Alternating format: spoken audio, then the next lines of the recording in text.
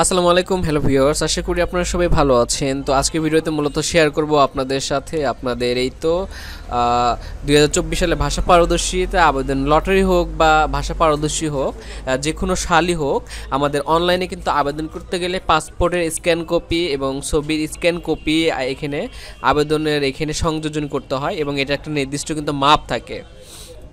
তো এই মাপ সম্পর্কে আজকে ভিডিওতে দেখাবো কিভাবে আপনারা এটা সঠিকভাবে রিসাইজ করবেন, একদম ছবি পাসপোর্ট কত সাইজ হবে এবং সেটা কিভাবে করবেন, হ্যাঁ ছবি কত সাইজ হবে সেটা কিভাবে করবেন, মানে কিভাবে আবেদনের জন্য পাসপোর্ট এবং ছবি রেডি করবেন সেই পদ্ধতি শেয়ার করবো একদম A to Z। সো ভিডিওটি কিন্তু খুব গুরুত্বপূর্ণ হতে যাচ্ছে, ভিডিওটি আপনারা স্কিপ না করে মনোযোগ সহকারে দেখবেন এবং আপনাদের কাছে অনুরোধ থাকবে আপনারা কেউ যদি আমার ফেসবুক পেজ বা ইউটিউব চ্যানেলে নতুন হয়ে থাকেন, কোরিয়া সংক্রান্ত যাবতীয় everything A to Z update video পেতে এখনই আমার ইউটিউব চ্যানেলটি আপনারা সাবস্ক্রাইব করে বেল বাটনটি অল করে দিবেন।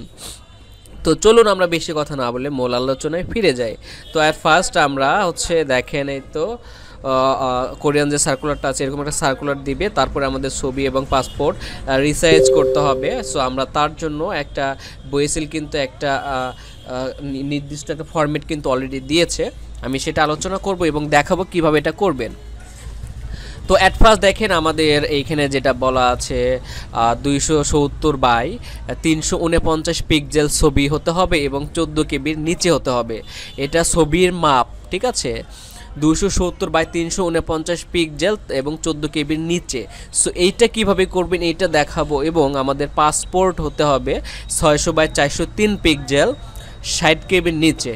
হ্যাঁ, এই দুইটার পদ্ধতি দেখাবো। আরেকটা বিষয় আগে মনে রাখতে হবে সবার আগে আপনাদের, আমি একটু দেখাচ্ছি কোন ছবিটা আপনার দিতে হবে, মানে কোন ছবি আমাদের চলবে কোনটা চলবে না, মানে বোয়েসেল বা দক্ষিণ কোরিয়া কর্তৃক কোন ছবি গ্রহণযোগ্য কোনটা অগ্রহণযোগ্য তার কিন্তু ডিটেলস এখানে আছে। এই যে সঠিক ছবি, প্রথম ঘরের মধ্যে 3টা দেখতে পাচ্ছেন, সঠিক ছবি মানে ছবির ব্যাকগ্রাউন্ড সাদা হতে হবে, ছবির ব্যাকগ্রাউন্ড সাদা হতে হবে। আর যেগুলো বাতিল ছবি, ছবির নিচে নাম লেখা, হ্যাঁ ছবির মাথা বেঁকা, অর্ধেক নাই মাথার চুলের, ছবির উপর সিল দেওয়া, হ্যাঁ বডি গায়ের পোশাকটা সাদা, তারপরে যে ছবির ব্যাকগ্রাউন্ড ঘোলা, তারপরে এই যে দেখেন কোনো বডি নাই, এখানে কিন্তু লেখা আছে, ঠিক আছে, ব্যাকগ্রাউন্ড নীল কালার, তারপরে আমাদের দেখেন এই যে ফন্ট নর্থ সাইড, ছবির সাইজ মানে শিল্পীর মতো বোঝা যাচ্ছে, তারপরে চশমা পরা, এই ছবিগুলো বাতিল, এই ছবি চলবে না। সো আমাদেরকে সোজা ছবি ব্যাকগ্রাউন্ড সাদা সহ এই যে প্রথম দেখতে পাচ্ছেন এরকম ছবি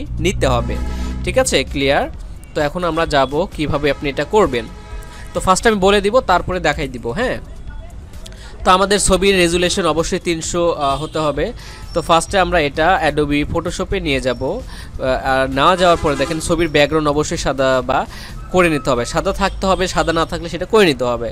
দেন তো দেখেন আমাদের প্রথমে আমাদের ছবিটা ফটোশপে নিয়ে আসতে হবে, নিয়ে আসার পরে আমাদের ছবির কাঠামো ঠিক করে ইমেজ মেনুতে গিয়ে ইমেজ সাইজে চাপ দিতে হবে, তারপরে ক্লিক করলে আর কি আমাদের ওয়াইড 270 বাই আমাদের 347 যেটা আছে এটা সিলেক্ট করে নিতে হবে, মানে ছবির যে মাপটা এই যে 270 বাই 349 যেটা, এটা সিলেক্ট করে ওকে চাপ দিলে আমাদের ইমেজটা ওই সাইজের হয়ে যাবে। তারপরের ধাপে আমাদের এটা সেভ করতে হবে 14 কেবির নিচে। তার জন্য আমাদের নির্ধারণের জন্য আমরা ফাইল মেনুতে গিয়ে সেভ ফর ওয়েব বা শর্টকাটে যদি যাই কিবোর্ডের অল্টার কন্ট্রোল শিফট বা এস, এই চারটা একসাথে চাপ দিলে আমাদের এই যে ড্রপডাউনের বক্সের মতো একটা মেনু আসবে, সেখানে আমরা সেভ বাটনের নিচে প্রোটেক্ট জেপিইজি চয়েস করে ডানে অপটিমাইজে ক্লিক করে অপটিমাইজ টু ফাইলে সাইজে ক্লিক করলে বাক্সটা আসবে, সেখান থেকে 13 টাইপ করে ওকে ক্লিক করলে এটা সেভ হয়ে যাবে 13 কপিতে। তো এইভাবে ছবি করে নিব এবং দেখেন এই যে তারা কিন্তু দেখাই দিয়েছে। তারপরে আমাদের ছবি রেডি, অর্থাৎ আমাদের পিকচার 270 বাই 349 পিক্সেল এবং 14 কেবির নিচে, বাস হয়ে গেল, এটা হচ্ছে ম্যাক্সিমাম সাইজ, এই যে এইভাবে হয়ে যাবে। দেন আমাদের পাসপোর্ট যেটা সেম, আমরা পাসপোর্ট ফটোমে আমরা স্ক্যান করে ফটোশপে নিয়ে আসবো, তারপরে ক্রপ করে পুরো বর্ডারটাকে ক্লিয়ার করে নিব। হ্যাঁ, ক্লিয়ার করে নেওয়ার পরে আমরা ইমেজ মেনুতে গিয়ে ইমেজ সাইজে যাব, তারপরে সেখান থেকে যেভাবে ছবি করেছি এইভাবেও ওয়াইড 600 পিক্সেল দিব, আর আমাদের ওয়াইড যেটা আর হাইট দিব 400, এই যে এখানে যেটা আছে আমাদের 403 পিক্সেল, ঠিক আছে। দেওয়ার পরে আমরা ওকে করবো, ওকে করলে আমাদের ইমেজ সাইজটা সঠিক হয়ে যাবে। দেন আমরা সেভ করতে হবে আমাদের 60 কেবির মধ্যে। সেভ করার জন্য আমাদের কিন্তু 60 কেবির নিচে সেভ করতে হবে। তো তার জন্য ফাইল মেনুতে গিয়ে আমরা সেভ ফর ওয়েব অথবা keyboard shortcut alt control shift S 4টা একসাথে চাপ দিতে হবে। দিলে এই যে ড্রপ ডাউন বক্সের মধ্যে মেনু আসবে, সেইখানে সেভ বাটনের নিচে প্রোটেক্ট জেপিইজি চয়েস করে ডান পাশে অপটিমাইজে ক্লিক করে অপটিমাইজ টু ফাইল সাইজে ক্লিক করে বার্তা আসবে, সেখানে আমাদের ফাইল সাইজ 60 কেবি বা 60 কেবির নিচে দিয়ে ওকে দিতে হবে। দেওয়ার পরে আমাদের এটা সেভে ক্লিক করলে অটোমেটিক সেভ হয়ে যাবে। ঠিক আছে, সো এখন আমি আপনাদের সরাসরি দেখাবো ফটোশপে এটা কিভাবে করবেন। তো আমরা যেহেতু ছবি নিয়ে আসবো, নিয়ে এসে ছবির ব্যাকগ্রাউন্ডটা সাদা করে নিব, নিয়ে এই যে ক্রপ টুল দিয়ে ফার্স্টে আমরা সুন্দর করে সোজা করে আমরা এটা ক্রপ করে নিব। ঠিক, তো দেখেন আমরা এখন ফটোশপের ছবিটা ব্যাকগ্রাউন্ড সাদা করেছি, সোজা করেছি। এখন আমরা এই তো উপরে ইমেজ দেখতে পাচ্ছেন, ইমেজ লেখা, ইমেজের উপরে জাস্ট চাপ দেবো। দেওয়ার পরে ইমেজ সাইজে ক্লিক দেবো। দিলে আমাদের এরকম ড্রপ ডাউন বক্স আসবে। এইখানে ওয়াইডের এখানে আমরা দিব যে বয়েসেল কত চেয়েছে সেটা দিব। ছবির যেটা দেখেন ওয়াইডে চেয়েছে 270, সো আমরা এখানে 270 দিব, 270। ঠিক আছে, তারপরে এটা হাইট কত চাইছে, হাইট চাইছে আমাদের 349, সো আমরা এখান থেকে 349 দিব। পিক্সেল কিন্তু অবশ্যই এটা পিক্সেলে থাকবে। হ্যাঁ, 270/349 পিক্সেল দেওয়ার পরে জাস্ট আমরা এখান থেকে জাস্ট এই যে ওকে ক্লিক দিয়ে দিব। ব্যাস, এই তো আমাদের ছবি কিন্তু সঠিক সাইজ হয়ে গিয়েছে। এখন আমরা এটাকে সেভ দেওয়ার জন্য আমরা কিবোর্ডে শর্টকাট দিতে পারি অথবা এখান থেকে ফাইল মেনুতে গিয়ে সেভ ফর ওয়েব, ঠিক আছে, এই যে সেভ ফর ওয়েবে চাপ দিতে পারেন বা keyboard shortcut alt control shift S. So আমরা এখানে চাপ দিলাম, আমাদের এই যে সেভ বক্স চলে আসলো। এখন আমাদের কাজ হচ্ছে এটাকে সেভ করা। এই তো এখান থেকে দেখেন সেটিং, এই যে আমাদের এই যে এই বক্স আছে, এখানে চাপ দিয়ে আমরা এটা মিডিয়াম করে দিব। ঠিক আছে, মিডিয়াম করে দিব। দেন এই তো জেপিইজি ফরম্যাটে এখান থেকে অবশ্যই ছবি যে কোনো ফরম্যাটে থাক না কেন আমরা এখান থেকে জেপিইজি সিলেক্ট করে দিব। ঠিক আছে, আর এখান থেকে মিডিয়াম দিলে আমার এখানে কিন্তু 30 কেবি আসছে, তো অবশ্যই আমাদের 14 কেবি লাগবে। 14 কেবি করার জন্য আমাদের এখানে যতটুকু করা দরকার সেটা করবো। সো আমি এখানে এই যে জেপিইজি লো দিলাম। এই তো আমার লো দেওয়ার পরে আমার কোয়ালিটি কিন্তু 10 কেবিতে চলে আসলো। তো আমার কাঙ্ক্ষিত সাইজ হয়ে গিয়েছে।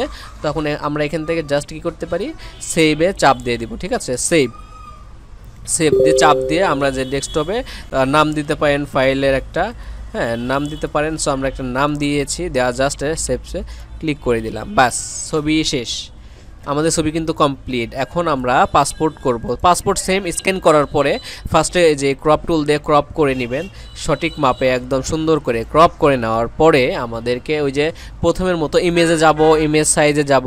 তারপরে এখানে আমাদের এই যে ওয়াইড দিতে হবে 600 আর হাইট দিতে হবে আমাদের 403। আমাদের দেখি কি চাইছে, পাসপোর্টের জন্য 403 এবং 60 কেবির নিচে। সো আমরা এখন এখানে 403 দিয়ে দেবো, 403। বাস, কমপ্লিট। এখন আমরা এখান থেকে জাস্ট ওকে দিয়ে দিব। তো আরেকটা বিষয়, এখানে আমাদের রেজুলেশন কিন্তু 300 দিতে হবে। এই যে ওয়াইড 600, হাইট 400 এবং রেজুলেশন আমাদের কিন্তু 300 দিতে হবে। 300 দেখেন আমাদের ওয়াইড 600, হাইট 403 এবং রেজুলেশন 300 আমাদের কিন্তু বয়েসেলের মতোই চাহিদা মোতাবেক হয়েছে। এখন আমরা জাস্ট ওকে ক্লিক দিয়ে দেবো। বাস, ওকে দেওয়ার পরে আমাদের ইমেজ কিন্তু রেডি হয়ে গিয়েছে। এখন আমরা এটাকে ফাইলে যাওয়ার পরে সেভ অ্যাজ ওয়েবে দেবো। দেওয়ার পরে এরকম আসবে, এখান থেকে আমরা আমাদের ফাইল টাইপটা জেপিইজি করে দিব। তারপরে অবশ্যই এটা আমাদের 60 কেবির নিচে থাকতে হবে, যার জন্য এখান থেকে আমরা মিডিয়াম দিলে 30 কেবিতে গেল। আমরা যদি একটু হাই দেই তাহলে 60-এ চলে গিয়েছে। তো আমরা এখন এটা জাস্ট সেভে ক্লিক দেব, দেওয়ার পর ডেস্কটপে আমরা এটা সেভ দিয়ে দিব। ব্যাস, আমাদেরকে রেডি, আমাদের ইমেজ কিন্তু রেডি। ঠিক, তো এখন আমরা এই দুইটা চেক করব, ছবি এবং পাসপোর্ট আমাদের সঠিক সাইজে আছে কিনা।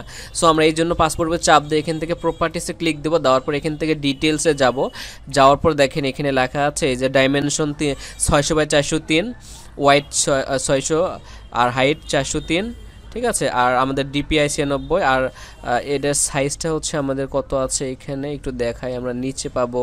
এই তো 91 কেবিতে আছে, অর্থাৎ আমাদেরকে এটা সাইজটা একটু বেশি আছে। সো আমরা যদি এখানে যাই আবার ফাইলে এখানে সেভ এজে ক্লিক করার পরে এখান থেকে এটা আমরা যদি মিডিয়াম রাখি, রাখার পরে এখন আমরা সেভ দেই, দেওয়ার পরে ডেস্কটপে এই যে আমরা হচ্ছে রিপ্লেস দিয়ে দেই। বাস এখন যদি আমরা চেক করতে চাই এই পাসপোর্টটা, এখন এখান থেকে প্রপার্টিসে যাব, এখানে ডিটেলসে যাব, সেম আমাদের দেখেন এই তো এখন আমার ফাইলটা কিন্তু হচ্ছে 45 কেবিতে আছে। এই যে ফাইল সাইজ 45 কেবি আর ডাইমেনশনও কিন্তু আমাদের ঠিক আছে। ঠিক আছে, এইভাবে আমরা ছবিটা একটু চেক দেই প্রপার্টিস থেকে। এই তো ডিটেলসে যাব, 270x349 পিক্সেল আমাদের ছবিটাও কিন্তু এই যে 24 সাইজটা দেখি এই যে 5 কেবিতে আছে, তার মানে আমাদের ছবিও ওকে আছে। সো আমরা এখন এই পাসপোর্ট এবং ছবি আমরা আমাদের দক্ষিণ কোরিয়ায় অ্যাপ্লাই করার জন্য ইউজ করতে পারবো, মানে একদম রেডি। সো আমরা এখন আবেদনের সময় এখান থেকে জাস্ট এই যে চুজ ফাইলে ক্লিক করে এটা আপলোড করে দিয়ে আবেদন করে ফেলবো। হ্যাঁ,